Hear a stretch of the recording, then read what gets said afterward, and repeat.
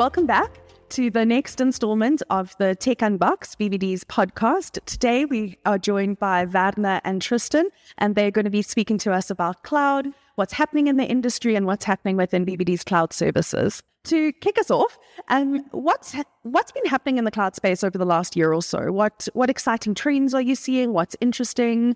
Tell me a bit about it. In terms of trends, what we've seen, there's actually quite an interesting thing happening where everyone seems to think that cloud has reached a part of the hype cycle where it's the trough of disillusionment, I think it's called. Yeah, it is. The Gartner cycle. Yes, yeah, that one. Essentially, everyone seeing that it's not all it was cracked up to be and moving away from it. I think with cloud, though, it's a bit of a tricky one because it's not... cloud itself is so broad. It's essentially like saying that IT has a hype cycle, and I'm sure that it does, but I don't think we'll ever actually... We can't grasp the beginning and the end of an IT as a whole hype cycle. And I think the same is true for cloud. It's a different way of using the same sort of technology. There's a whole lot of new services, new technology coming out with cloud. And I think the initial sort of hype cycle that came with that was how to manage cloud. How do you integrate that into your strategy and into how do you manage the costs, operations, all of these sort of things. And we've sort of reached a point now where that has settled. So I think if we look back on the hype cycle, we are in a plateau or plateauing on that one in terms of cloud adoption. But there's definitely not a disillusionment where people are moving away from the cloud completely. There's a definite maturity that's come to it. We're seeing that throughout everything that we do. But that's probably the biggest thing that we've seen. Why do you think there is that idea or concept floating around that people are moving away from the cloud and that they are disillusioned with what's happening within the space? Although it might not be true, what do you think sort of guiding that principle? I think it's largely due to cost. So one of the first things that you see when you talk to someone about cloud is generally the big driver is how are we going to save cost with cloud? And the sort of main adoption route that people tend to follow is to think, let's take what we have on-prem and put it in the cloud. And that lift and shift is usually a very expensive exercise. So the disillusionment comes from you don't see the value in cloud because you haven't adopted cloud. You've just taken what you have and put it somewhere else. And your costs are skyrocketing because you haven't optimized anything for cloud. So if you're looking at just putting your things elsewhere, cloud is most likely not the best answer usually. But if you're looking to take advantage of the benefit of cloud, modernizing to use cloud native services, and as you adopt these things, you start to get tremendous value out of cloud. So when you architect for cloud and when you modernize to actually use those services, that's something that Tristan sees quite a lot. Yeah, I think in terms of the market trends and things that are happening, like Werner said, there's a bit of a plateau going on at the current moment. But I just think there's the reason we're seeing that is because there's larger fish in the technological trends that we see at the moment.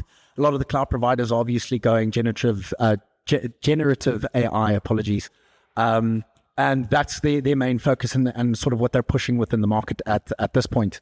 And sort of the stereotype that we see within the market at the current moment that people are trying to exit cloud is not necessarily the case. And it's more of a fact of rehoming really what's necessary and putting the things that really fit best where they need to be. So running certain workloads on-prem that work best, that's most cost efficient. We're starting to see a lot of clients really buckle down on their cloud financials, especially with the political climate that South Africa has seen ourselves in the past year. So with obviously rates of exchange increasing, people are looking for somewhat exit strategies to save costs, but we see that they're really only moving a subset of their workloads out of the cloud, but then really modernizing to more cloud native services like Werner said, to really optimize on that consumption. Like a lot of people probably watching this podcast already know that cloud services like Lambda or serverless being relatively cheap as long as your requests and your utilization sort of stays low. So there are ways to sort of modernize within the cloud and really keep those costs low while getting the most benefit out of it. That's interesting. But if I had to like dive into what you guys are saying from a layman's perspective, someone who's not as familiar with the cloud space, really what it is about then, from what you've said, is that don't just move things onto the cloud. You actually have to adapt them for the cloud to get the cost benefit from it. And then once you're in the cloud, make sure that you're continuing to update and modernize and go where the services are going so that you can get the continual benefit, both from a cost perspective and I assume from a performance space.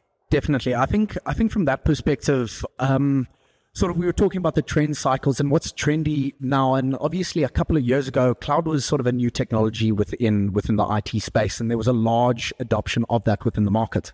And a lot of that was sort of orchestrated through rehosting or lift and shift migrations. And that's what people were sold, is you can run exactly what you're running on-prem in the cloud, and it'll be more efficient, it'll be cheaper, and all of this good joy. But that's what we're seeing in the market now, is that sort of almost a shooting yourself in the own foot, and not modernizing towards cloud doesn't really reap the major benefits.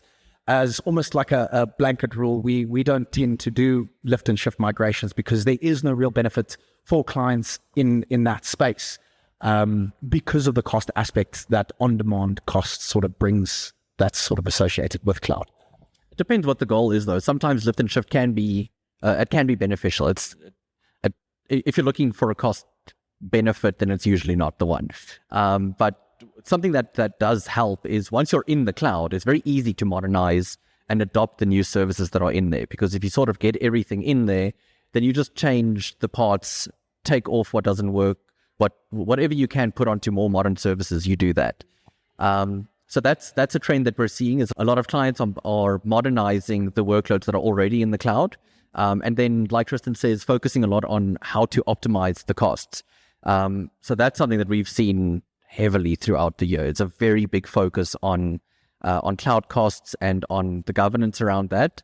And there are a few ways that you can actually achieve cost savings and cost optimization. Is this that concept of FinOps that we're reading and hearing about all the time? And can you tell us a bit more about it, if it is? No, it's absolutely that. So the idea with FinOps is that you architect and build and manage with financial operations in mind. So FinOps is obviously just financial operations, but it's taking a considered approach where with DevOps you would do all of these things from a developer perspective. So you keep the developer experience in mind. How are you going to get your pipelines in place? How do you make it easy for your organization to use cloud, for your developers to use cloud, and then to manage the things, manage your own workloads that you deploy. With FinOps, the idea is that everyone considers the cost of cloud as well. So continuously optimize your costs, continuously check for unused resources. How do you get your cost as low as possible without impacting your performance, reliability, and without giving up any of the major benefit that you actually want from the cloud? I think in terms of FinOps as well, it's not necessarily just a reduction of cost, but it focuses on the sort of tools and processes that you as an organization leverage to make sure that you're monitoring cost effectively, efficiently, and that you're avoiding scenarios, so essentially cost anomalies that you're essentially avoiding throughout the process. Also incorporating sort of your own financial practices within the market. I think that's also very important, because a lot of organizations, especially when they're on-prem, you as a team, if I can put it that way, a lot of the distributed teams within organizations or larger enterprises typically have budgets for their software development. And now moving from an operational or OpEx model to a CapEx model, these budgetary means that organizations are typically used to sort of not necessarily go out of the window, but they've got to reinvent themselves and sort of re-understand how these budgets need to work and how they need to build back into their organizations. Although those teams might not actually be charged, they've got to stay within those financial bounds to ensure that the organization stays profitable. And that's really where we're seeing a focus in our clients coming in, that they're putting that larger focus on controlling their finances, making sure they have proper monitoring and observability in place. And that's what we're trying to focus on this year. BBD has recently achieved the cloud operations competency, which is a big win for us.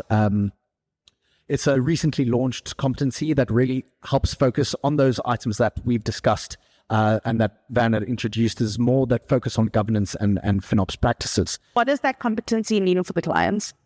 So essentially what that means for our clients and for BBD's future clients is it proves that we have a competency in getting our clients operationally ready, and that we have the capabilities to get operations in terms of governance, process management, automation of their day-to-day tasks set up within their environment as part of their solution. A lot of people are sort of thinking of cloud as this just compute and a place to run your applications, but it's really more than that. It's a whole ecosystem, and I'm sure Werner said that earlier, that needs tight-knit control, right, in order to run efficiently. And that's also potentially one of the reasons that we see the trend plateauing in terms of cloud adoption, is because people don't know how to really leverage these tools to the best of their ability. And that's essentially what it allows us or shows that we have the competency to implement at our clients, really getting the most benefits in terms of their financial and governmental goals. Yeah, and the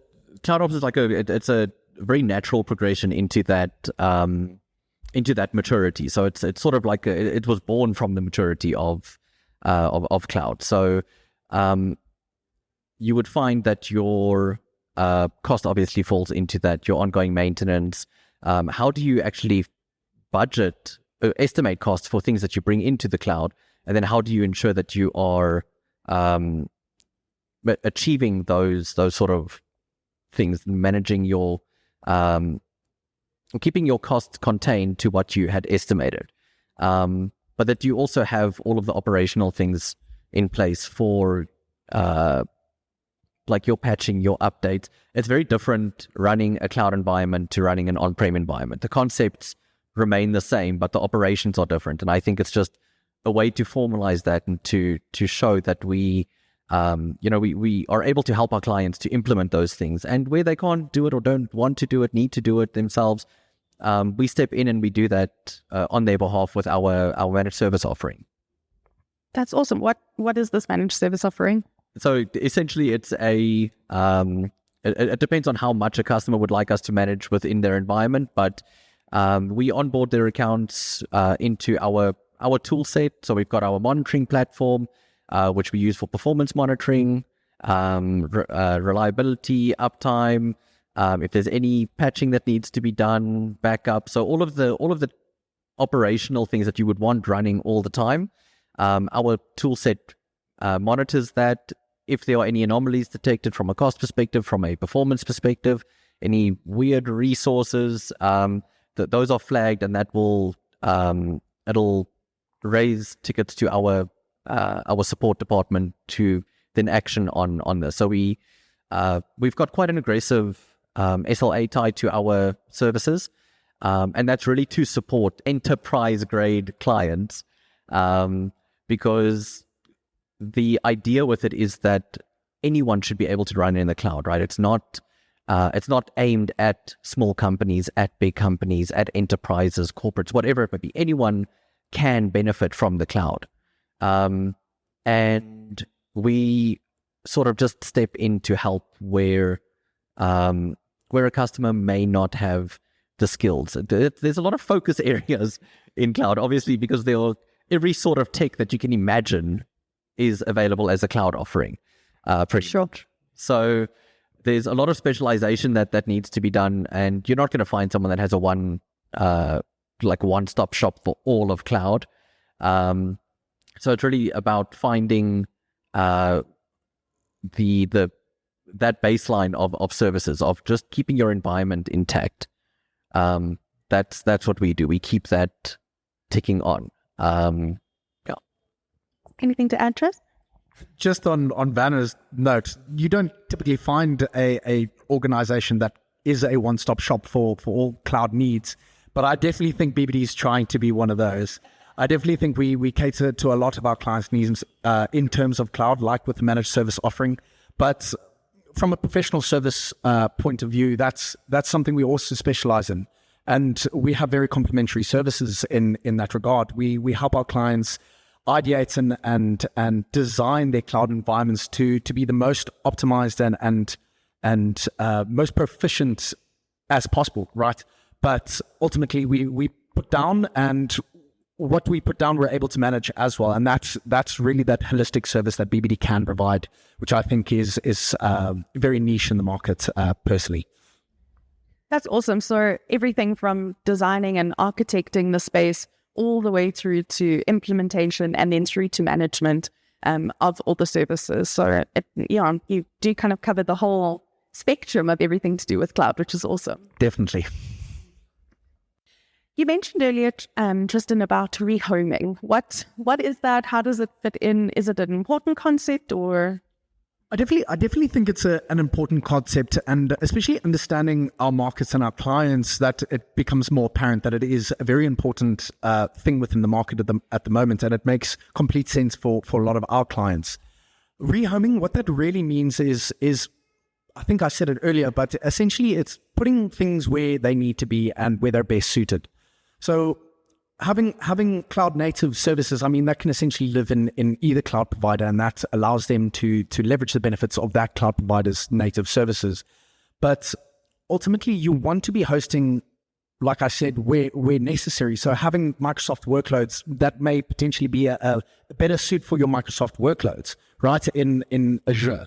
Hosting serverless, I know AWS's serverless services, if I can put it that way, are really robust, and they're sort of on top of their game within the market, so it makes sense to host that there.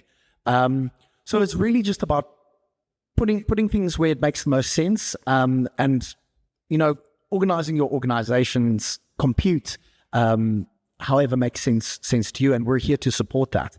We obviously, as an organization, provide both AWS and Azure services to our clients.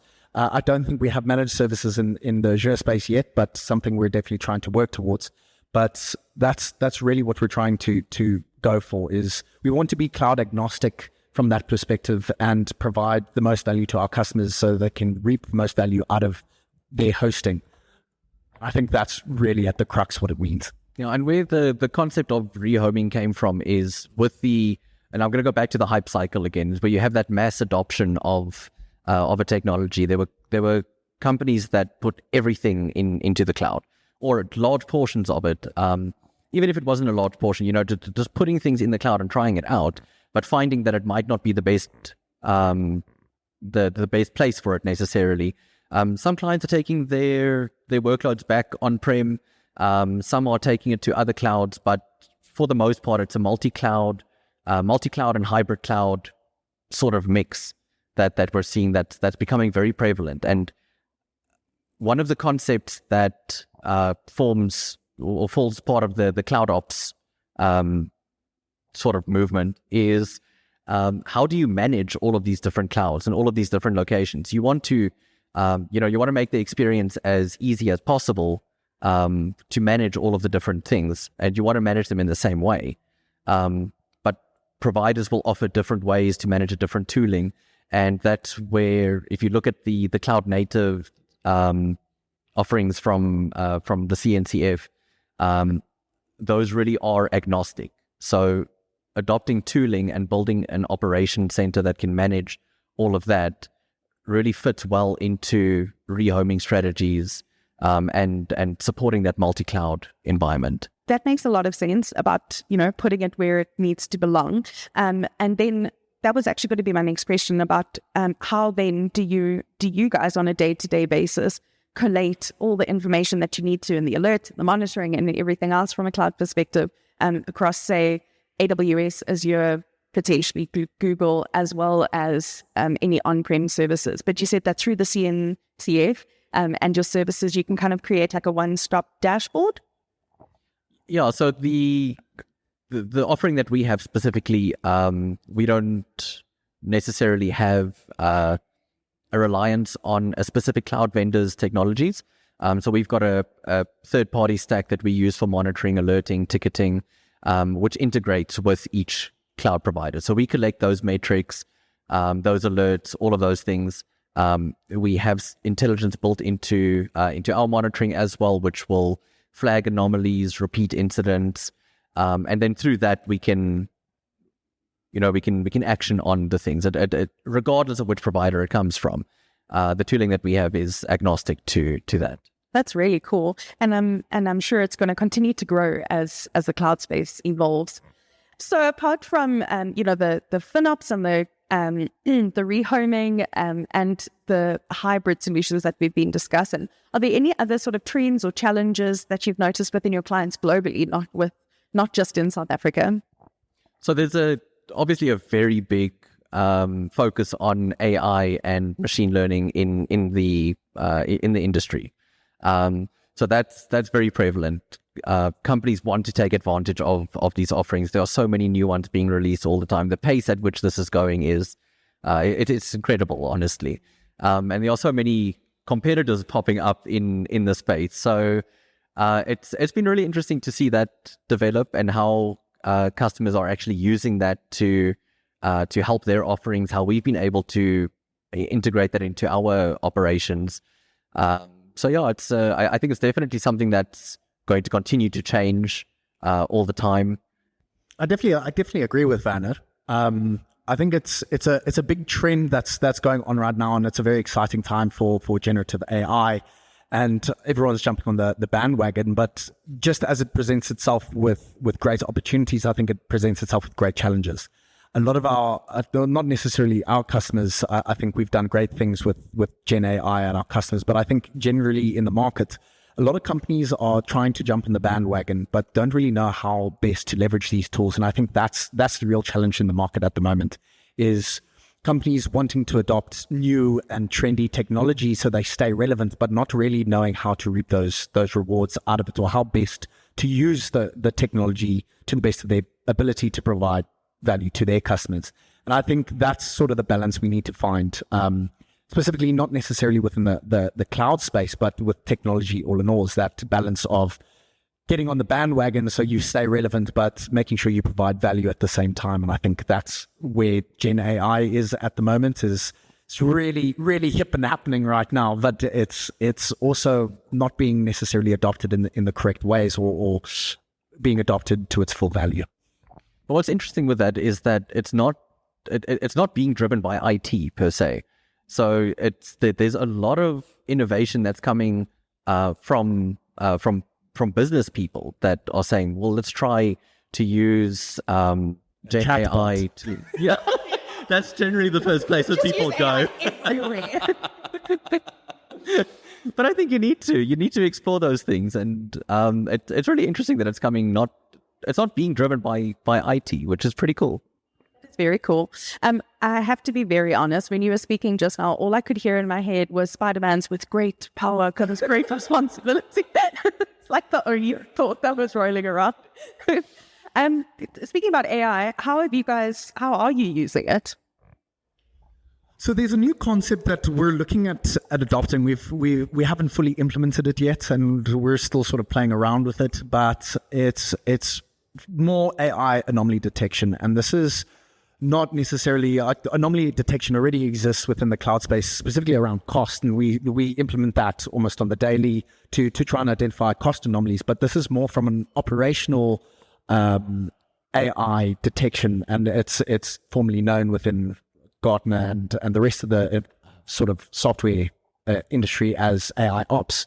And this is something that we're looking at, and it's a bit of a difficult one, but this is essentially a way for us to anticipate potential downtime for our customers, so that from a managed service perspective, we're able to provide more proactive support and stop essentially either a failover or catastrophic event, or something that's going to cause an organization to lose profits or uptime, and predict that and avoid those situations all in all. And there's some really cool tools out there. A lot of the cloud vendors are coming out with tools that sort of has these AI models pre-built with the metrics that you require and all of that. But this is something we're starting to take a look at. It's a bit of a catch-22. We pride ourselves from a managed service perspective in the human aspect of it. we have fast responses. We have someone that you can trust on the end of that laptop to provide you with quality service. And offboarding that to AI technology sounds very exciting and sounds very progressive, if I can put it that way.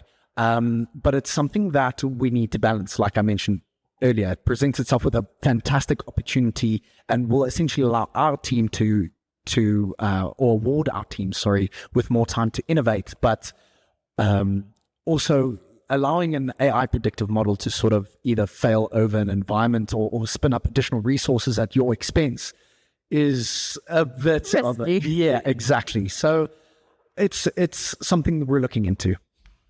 Sounds really fun. Do you spend a lot of time, I suppose not as much as you would like, but do you feel like playing with technology within the cloud space is still as exciting as it was a year, 2 years ago? And what are maybe some of your favorite ways to play?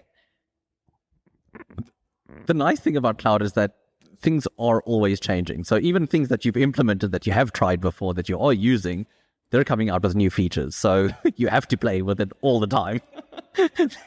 There's no rest. You will be trying new things. But I mean, it's fun at the same time because you, a lot of it is feedback driven. So, bugs or feature requests that go through to the cloud providers, which they end up implementing, which make your life a lot easier. So from that perspective, absolutely, that's fantastic. And we love to implement those for our clients as much as possible to, the easier we can make it for everyone, the better. And the more power we can give our customers to manage their environments, also the better. But to speak to completely new services, that is always interesting. Because exactly the same as with AI, you don't know exactly where everything is going to fit in, what the value is that it's going to give you. But you need to play with it and you need to see. So it's not just within our unit in BBD, there's teams within the organization that are trying new things all the time. So we really have quite a collaborative approach to testing new features, which is quite nice. That's awesome. I think that's always been one of my favorite things about the IT space, as I've grown in it, is the fact that it really is so creative because there's so much playing and innovation that has to take space and that has to take place. And it makes sense that the cloud team wouldn't be an exception to that. Maybe even because there's so many services released all the time, it's kind of been forced. Just changing gear a little bit, tell me a little bit more about, or tell us, I should say, a little bit more about what you believe from a personal perspective sets BBD's cloud services apart from your competitors, apart from the fact that you're trying to set up a one-stop shop, as you put it.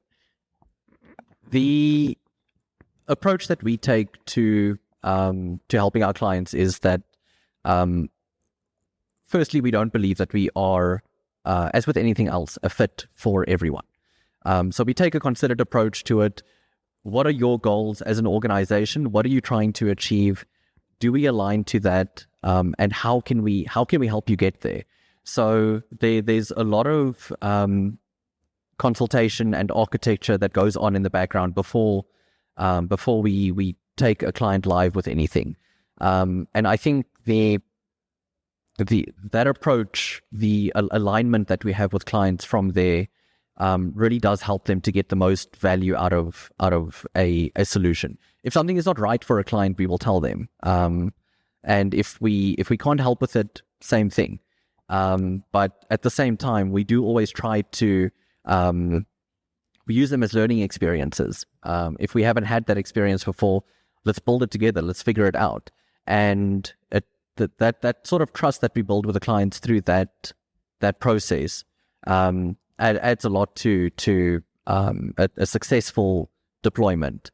And then obviously the ongoing management that we do in there, we're always trying to build on our offering. How do we add more value to clients? How do we help them to decrease cost, increase productivity? We don't want them to worry about the environment. So the more we can either help them to manage things on their own, put ourselves out of business on a managed service perspective. But it's not, you don't want to hold the keys to the castle for a client. They need to know what's happening.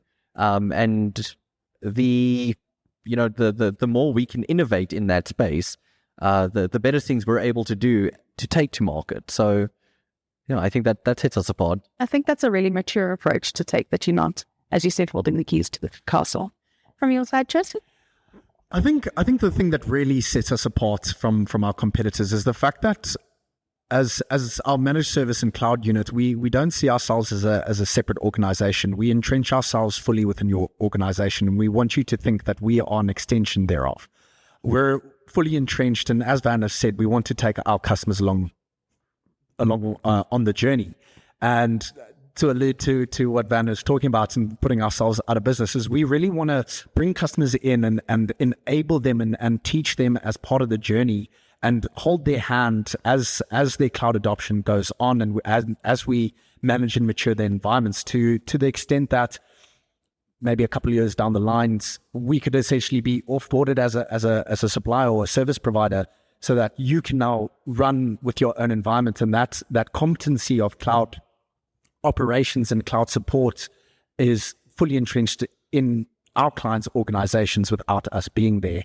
And like Werner said, we were potentially putting ourselves out of business on that one, but I think it's a real big takeaway in terms of what sets us apart. Speaking of your clients, do you have any cut-offs for the size of organization that you work with, the types of organization, the location of organizations? What are kind of your parameters around who you bring on once you've assessed that you're a good fit for each other? So there's no real cut-off for it. It depends on what the environment looks like, and it depends on what you have running in there. So really, there's nothing that stops us from managing any environment. The tooling is open.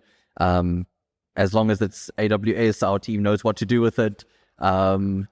So from that perspective, there isn't anything specific to an industry or a customer size. But it does depend on the client need. If we're able to meet that need, then that's the fit. So open to anyone. Great. Like it. I think we're going to wrap up at this point.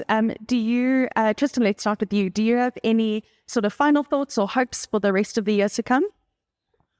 Final thoughts and hopes for the year to come is just further maturity for our unit and BBD in the cloud space as a whole. I think there's always space to grow and sort of optimize your processes, your architectures, your IP. I mean, there's so much to it that we could really buckle down on, and I'm just hoping this year just is better than the last, and we grow to further and further heights.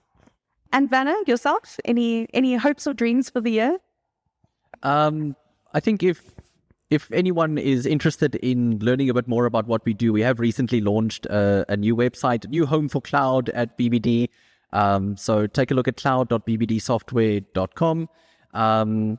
Just really hoping to expand on that a lot more and showcase more of the value that we add in cloud there. So do reach out to us. So on that note, we're going to close out. Thank you so much for watching along, and I hope that you've learned something interesting today.